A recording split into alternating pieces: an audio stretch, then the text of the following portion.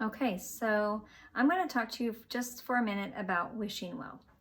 A lot of times when we think about wishing well, we think about in the classroom using something like this, right? Well, that's not what I want to talk to you about right now, although it definitely applies. Since we're thinking about working towards a safe place, and right now we're focusing on active calming. So that is the breathing piece that we just watched with Becky Bailey. And then it's the self-talk where we say things like, I'm safe, I can handle this, keep breathing, things like that. Well, the third piece of active calming is wishing well. So when we wish someone well, we have this positive intent behind it. So we're going to think in terms of a child in our classroom, since we're teachers and we're working with children, and so we're thinking about how to approach a child that is possibly exhibiting a behavior or something. So we're going to actively calm ourselves. And the third piece of that is wishing that child well. And when we think about wishing that child well, we think about having good thoughts towards that child believing the best in that child.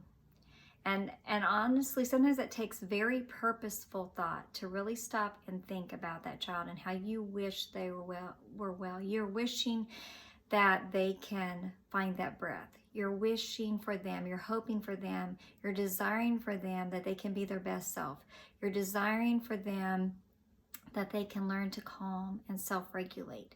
Thinking these thoughts about them rather than thinking the thoughts like, oh, I wish they'd get themselves under control. I wish they wish they wouldn't throw things. I wish they would not hit other children. So do you see the difference in the intent there and the thought, the wishing of well? So we know that we are all energy, each one of us. So whatever thoughts we're thinking, we are in some way exhibiting that energy as well. So that's why it's so important for us to purposely think about how to wish others well. I want to show you something. So the first time I ever went to a CD1, they had us do this. I don't know how it's going to work since I don't have something right now to rest my elbow on. I'm going to try this. So they had us put a lifesaver on top, on the bottom of a string, as you can see.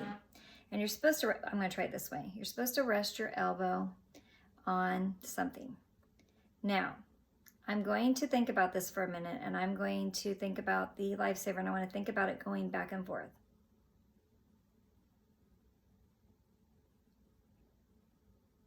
See that? Now I'm going to think about it stopping.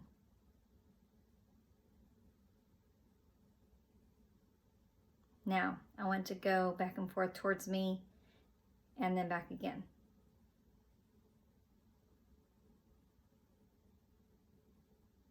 Did you see it? Front, back,